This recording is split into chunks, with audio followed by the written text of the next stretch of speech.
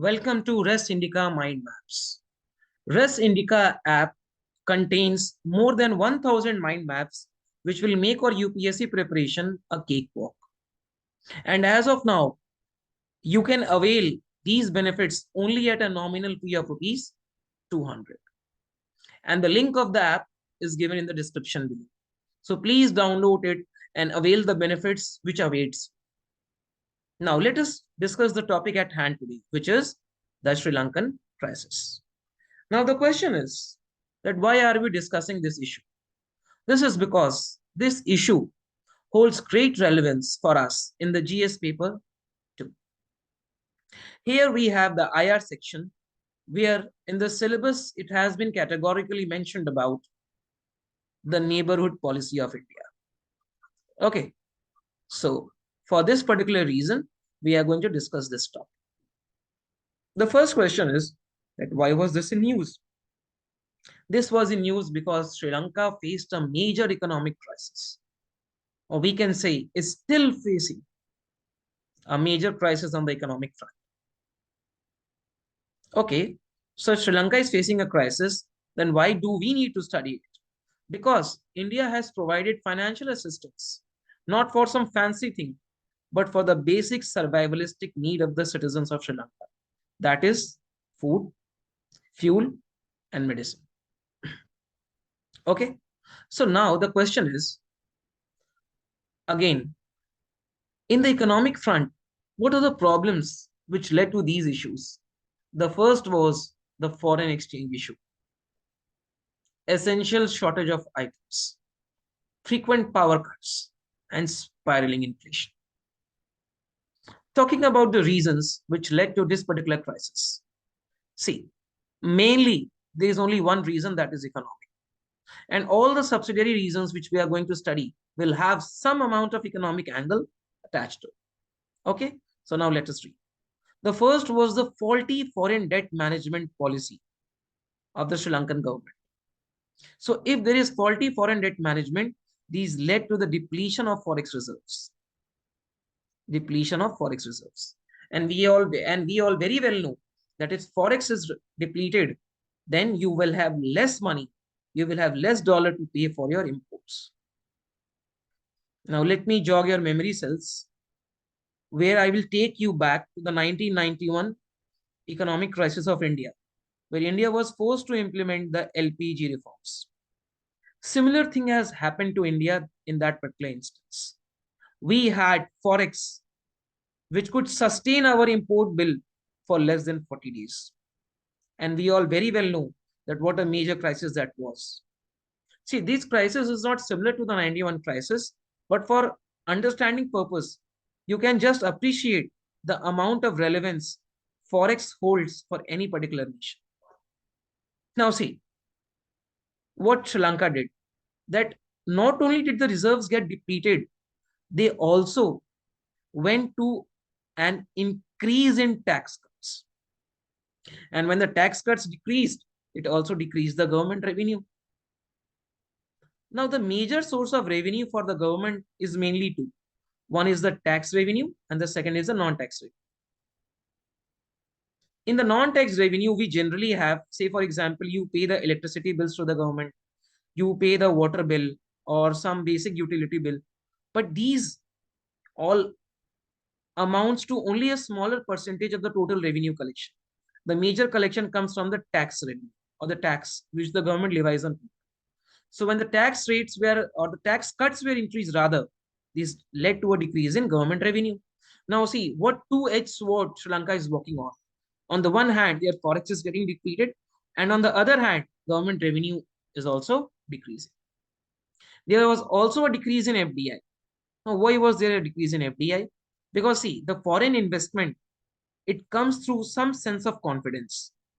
When the foreign investor will have some confidence in the economy, that if he is going to invest the money at a particular destination, or rather a nation, then there should be some assured returns.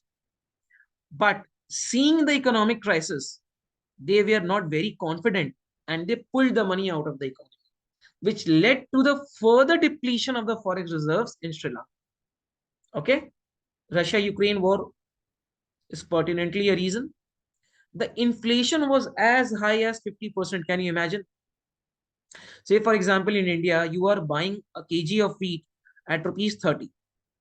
And in the next hour or so, the price has jumped to 45. Imagine the kind of hardship which a normal person has to face. Okay. And also with the increasing inflation, the currency depreciate. When I will come to our discussion on dollar rupee exchange rate or the debate which is going on in the recent past, I will tell you about the exact mechanism through which this happens. Okay. So this is not a topic of discussion for today. Just remember, if there is inflation, it generally leads to currency being depreciated. And also, Sri Lanka is a very famous tourist destination. So a major amount of revenue collection of the forex comes through tourism. But the revenue through tourism also declined. Why? First was, of course, the all-encompassing COVID and the restrictions thereof. And the second was the Easter bomb blast. There was a bomb blast on the day of Easter in Sri Lanka, which again created a sense of fearness, or the people became very fearful. And they treated Sri Lanka nowadays as not so safe destination for them. Okay. Now, the next issue is the agricultural crisis. Now, how this agriculture crisis came? See, the Sri Lankan government did two things. It banned the chemical fertilizers overnight, and it introduced organic farming, or there was a sudden shift to organic farming. You should ask one question, that this is the right thing to do. In our environment classes, we all talk about the nuisance created due to the uses of chemical fertilizers and how the world is turning organic. But see, appreciate a fact that for smaller nations, the transition is really very difficult. Why? Because in the initial period, organic farming is not very remunerative. Point number one. Second, the cost of application is very high, and it leads to decrease in agriculture productivity. But in due course of time, say for example, after 5 to 10 years, these organic farming show some return. But in the immediate aftermath, what it did, it led to decrease in it led to decrease in the agriculture productivity on one hand. And second, as the chemical fertilizers were banned, it caused major harm to the plantation of paddy, tea, and rubber. Now, these three comes under the definition of cash crops, you must be knowing. So, in the name itself, it is clear cash. So, Sri Lanka is a major exporter of these particular crops. Again, due to the agricultural crisis, it led to decrease in export of these crops, further aggravating the problem of depletion of foreign reserve. Okay. Now, last is the diplomacy. At the diplomacy, see, debt trap of China. What does it mean? China follows a policy which is known as the checkbook diplomacy. The checkbook diplomacy or the debt trap policy. Now, what does China do is that it gives loan to smaller nations, which it knows that the smaller nation won't be able to repay in the due course of time. And eventually, they take control over the infrastructural project for which it had initially given the loan for. In this case, this happened with the Hambantota port. Again, Sri Lanka was not able to repay, and China took over the strategic control over the port of Hambantota. Okay. Now, having talked about the crisis at large, let us see what impact does it has on India. And then we will see what measures are taken by Sri Lanka and role of India. Okay, let us see what measures are taken by Sri Lanka first. Then we will come to the India angle so that we can discuss both the topic together.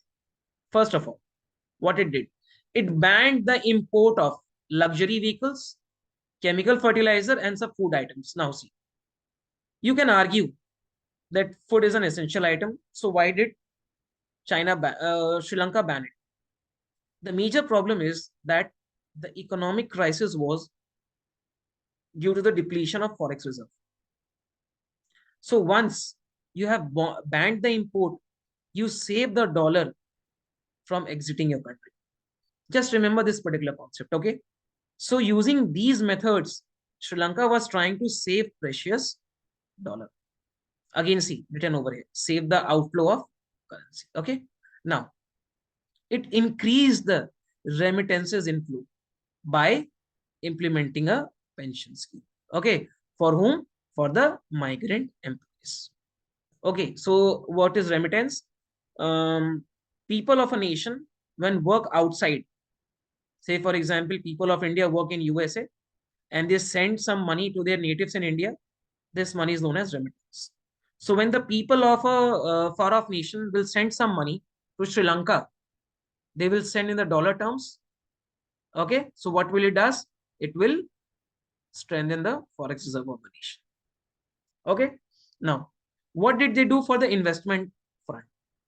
They made special deposit accounts and they tried to get some aid from the bilateral partner.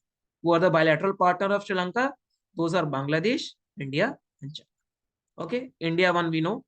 See, China, you can argue that the reason for the crisis was already China angle, the debt trap.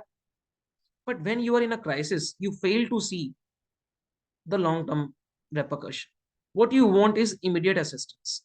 And China was well on its feet to provide immediate assistance to Sri Lanka. Now see, what impact does this crisis has on India? First of all, refugee crisis. Refugee crisis. We all know that during the 1971 war, what happened that, see, the events which led to the war was that there was atrocities being heaped upon the West Pakistan on East Pakistan, which we today known as Bangladesh. And the people were migrating to the Indian side, which created a lot of problem for India during those days. And today also we have the crisis looming large when we talk about CAA and RC. Okay, this we will discuss in a separate video. So first of all, it will create a refugee crisis, and India does not have a refugee policy. This you must know.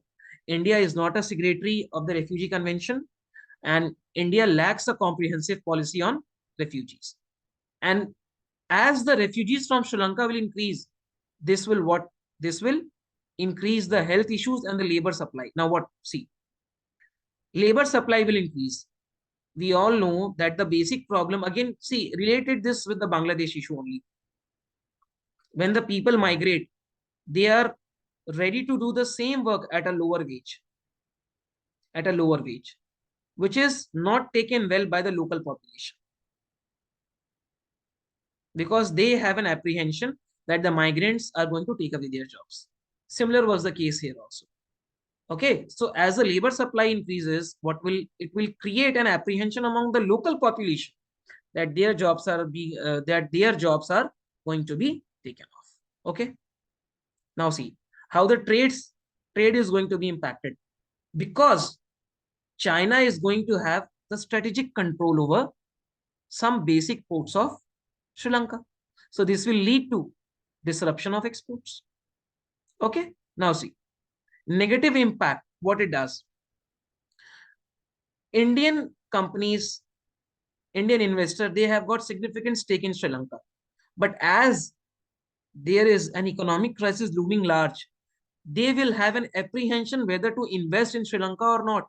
This will lead to decrease in investment, though in Sri Lanka, but also this will have an impact on India also. Why? Because India is not going to invest in Sri Lanka. And similarly, as the economy is in doldrums, the Sri Lankan investor also will not invest in India. So this is a two-way rally. Okay. Again, see, influence on island. We have seen the China angle beforehand only. How China has got the strategic control over the Hambantota port. And when you get control over the economy of a nation, ultimately you are going to dictate its foreign policy also. Okay. See, here I can go on for a larger amount of time, but we need to understand in a nutshell that if China gains control over the island nation, ultimately on the economic front, you can see Nepal also, or in many nations, where if a nation has got strategic control over the economy, ultimately it tries to dictate the politics of that state. Okay, and there may be a civil war rise. The Tamil rebels and the Sinhalese group, which we had already seen, the civil war has already been witnessed, the LTT angle and so on. Getting the point? Now again, what is the role of India? First of all, to avoid the crisis, what can be done? First of all, India can resolve some past issues. The Park Bay fishery dispute can be resolved. This is an excellent export opportunity. How? Because the Sri Lankan economy is in doldrums. Say, for example, I have talked how there was impact on some cash crops, on coffee, on tea, on rubber, on paddy. Now, India can try to fill in the gaps. And the nations which were earlier importing from Sri Lanka, India can now claim to be a major power in that particular thing and can boost our export opportunity in that particular thing. Okay. India can also increase its production of pharmaceuticals in Sri Lanka. Say, for example, the Indian pharmaceutical companies, they can own some stake in the pharmaceutical companies of Sri Lanka. India can also try to build some infrastructural projects. Why? Again, see, economy is in shambles, but you need infrastructure for growth. That is for sure. And China, what it does, everyone knows, the checkbook diplomacy and the debt trap diplomacy. So it creates a kind of a fertile space for India to draw or to build some infrastructure to counter China in the Indo-Pacific region. And we all know that today, India is a major player in the Indo-Pacific region, which is to satisfy the global power aspiration of India. Okay. Now see, currency swap agreements can be signed, which we have already done with Japan, and tea and textile products. This you can relate to the export opportunities only. Okay.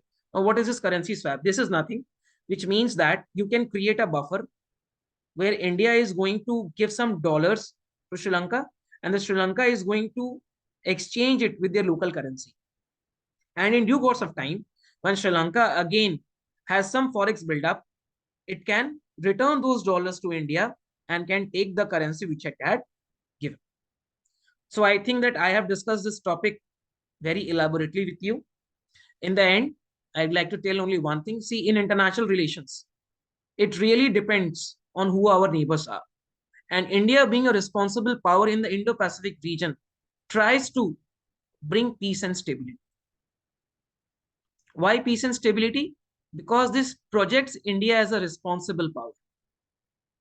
Projects India as a responsible power, which is very much required for the global power aspiration, which India is today trying to project, and also trying to break the bilateral hegemony of many new nations and also promote multilateralism. Thank you very much. Hope you have enjoyed the lecture. Thank you.